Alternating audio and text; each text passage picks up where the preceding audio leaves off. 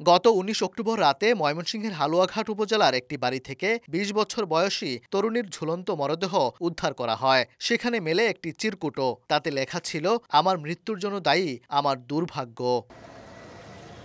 ২০ October মরদেহটি ময়নাতদন্তের জন্য পাঠানো হয় ময়মনসিংহ মেডিকেল কলেজ হাসপাতালের মর্গে। মরদেহ নিয়ে যায় লাশ বহনকারী যুবক আবু সাঈদ। তবে দুপুরে মর্গেই ঘটে চরম অমানবিক অপরাধ। মরদেহের সঙ্গে বিকৃত যৌনাচারে লিপ্ত হয় সাঈদ। ময়নাতদন্ত করতে গিয়ে সন্দেহ হয় চিকিৎসকের। পুলিশকে জানালে তদন্তে বেরিয়ে আসে সত্যতা। গ্রেফতার করা হয় ওই যুবককে। লাশ বহন থেকে শুরু করে ডুম পর্যন্ত কেউ সরকারি কর্মচারী না।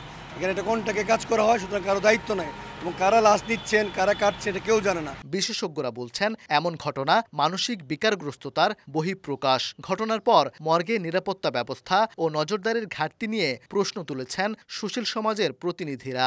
নেক্রোফিলিয়া হচ্ছে ডেড বডির সাথে সেক্সুয়াল সম্পর্ক তৈরি করার, যৌন সম্পর্ক তৈরি করার প্রবণতা। এটা একটা ক্রাইম। এটা আগের সমাজে ছিল কিনা জানি না, বর্তমান সমাজে এটা যেন বেড়ে যাচ্ছে।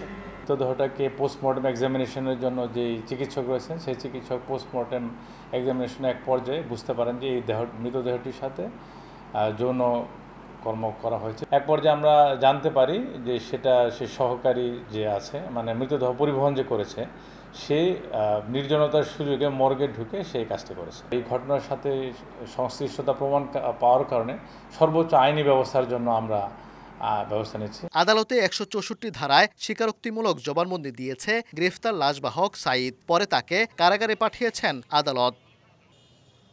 ওবায়দুল হক, সময় সংবাদ, ময়মনসিংহ।